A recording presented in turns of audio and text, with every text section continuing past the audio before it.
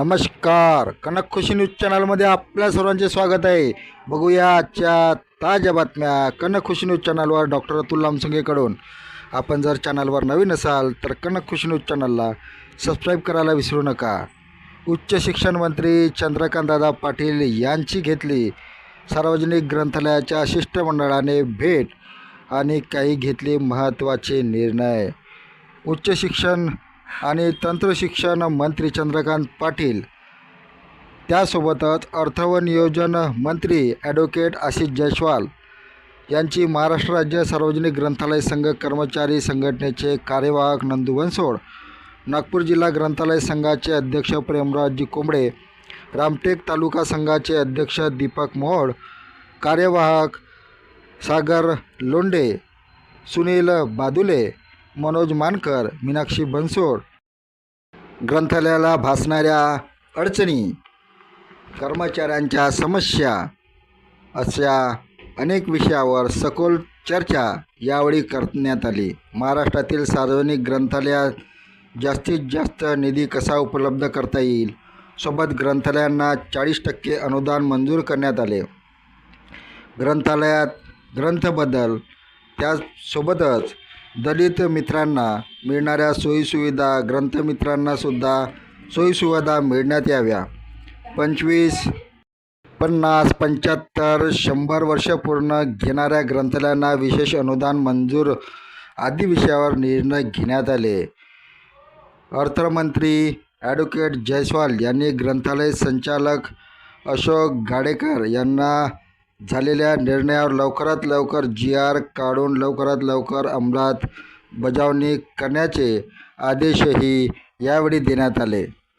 त्याचप्रमाणे south west convent high school and junior college येथे विशेष कार्यक्रम घेण्यात आले. विद्यार्थी प्रतिनिधी पदग्रहण समारंभसुद्धा घेण्यात आला. यावेळी प्रमुख पाहुणे म्हणून PSI राजेश राठोड अध्यक्षस्थानी होते, तर सोनेगाव नगराध्यक्षा मंगला हाडे, संस्थेच्या सचिव मंगला मेश्राम, सारंग मेश्राम, शाळा व्यवस्थापक समितीचे सदस्य संदीप दवे, मुख्याध्यापिका स्वाती दामले, प्लानक प्रतिनिधी हरीश पेडझरवार व श्रीकांत दांडेसर यावेळी प्रामुख्याने उपस्थित होते. सूत्रसंचालन शकीना पठाण यांनी केले, तर आभार दीपाली अटलकर यांनी मानले. त्याचप्रमाणे वन महोत्सवसुद्धा कार्यक्रम घेण्यात आला. या कार्यक्रमाच्या वेळी सर्व धर्म समभावाचा संदेश वृक्षारोपण करताना देण्यात आला. नगरसेविका माया हांडे, स्थायी समितीचे अध्यक्ष शिवानी दानी वखरे, नगरसेवक ईश्वर ढेंगळे, संजय देशमुख, किशोर धर्मे, युवा मोर्चा अध्यक्ष समर्थ रागीट, महिला आघाडी महामंत्री वर्षा गोडबोले या कार्यक्रमाच्या वेळी प्रामुख्याने उपस्थित होत्या.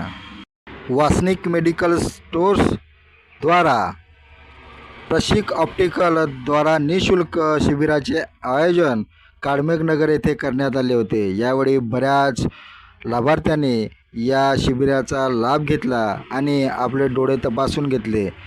यावेळी लाभार्थ्यांना चष्म्याचे सुद्धा वाटप करण्यात आले.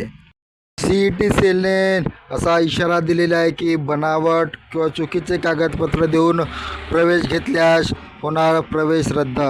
सध्या BE, BTech आणि इतर प्रवेशाच्या पद्धती प्रक्रिया सुरू असताना व्यावसायिक पदवी आणि पदव्युत्तर पदवी अभ्यासक्रमासाठी सध्या केंद्रभूत प्रवेश प्रक्रिया सुरू असून यामध्ये सादर केलेली कागदपत्रे तपासणी दरम्यान किंवा पडताळणी अंती चुकीची, खोटी, बनावट किंवा दिशाभूल करणारी आढळल्यास संबंधित विद्यार्थ्यांचा प्रवेश तात्काळ रद्द करण्यात येईल. तसेच संबंधित विद्यार्थ्याविरुद्ध प्रचलित नियमानुसार आवश्यक ती कायदेशीर कारवाईसुद्धा करण्यात येईल, असा इशारा CET कक्षाद्वारे घेण्यात आलेला आहे. विद्यार्थ्यांनी अर्ज भरताना विविध लाभ मिळवण्यासाठी आवश्यक कागदपत्रे अपलोड केली आहेत. त्या आधारे गुणवत्ता यादी तयार करून महाविद्यालयामध्ये जागाचे वाटप करण्यात येत असते.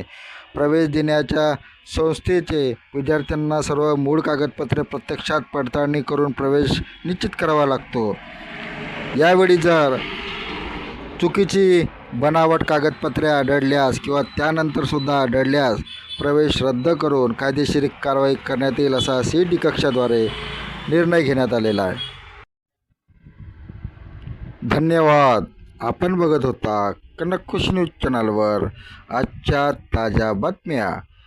आपण कनक खुशी न्यूज चॅनलला सबस्क्राईब करा आणि आपले कॉमेंटसुद्धा द्या.